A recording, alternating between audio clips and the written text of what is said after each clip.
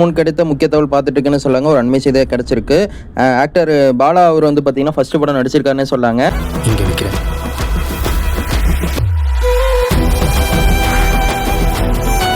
அவர் முக்கியமாக சொல்லணும்னா அவர் ஆங்கர்னு சொல்லாங்க. ஆங்கரிங் நிறைய விஷயம் பண்ணியிருக்காரு. விஜய் டிவியில் ஒர்க் பண்ணியிருக்காரு. இப்போ இதை தொடர்ந்து வந்து பார்த்தீங்கன்னா ஃபர்ஸ்ட் படம் பாலா அவர் வந்து நடிச்சிருக்காருன்னு சொல்லாங்க. நேற்று பாலாவோட பிறந்தநாள். நேற்று அலௌன்ஸ்மெண்ட் விடாமல் இன்றைக்கி அலௌன்ஸ்மெண்ட் கொடுத்துருக்காருன்னு சொல்லாங்க. பாலா நடித்த படம், அதாவது காந்தி கண்ணாடின்னு ஒரு படத்தோட டைட்டில் அலௌன்ஸ்மெண்ட்டோட பாலா நிற்கிறாருன்னு சொல்லாங்க.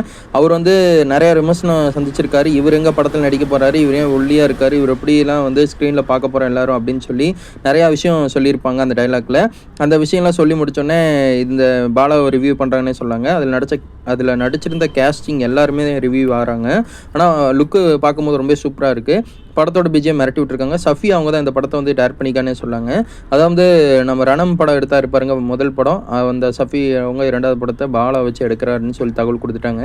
அண்மை செய்தியாக பார்த்துட்டு இருக்கீங்க. ஆமாங்க, பாலா அவங்க நடிச்சிட்டாங்க. ஃபர்ஸ்ட் படத்தை அனௌன்ஸ்மெண்ட்டு விட்டுட்டாங்க. காந்தி கண்ணாடி படத்தோட டைட்டில். தேங்க் ஃபார் வாட்சிங். Bye viewers.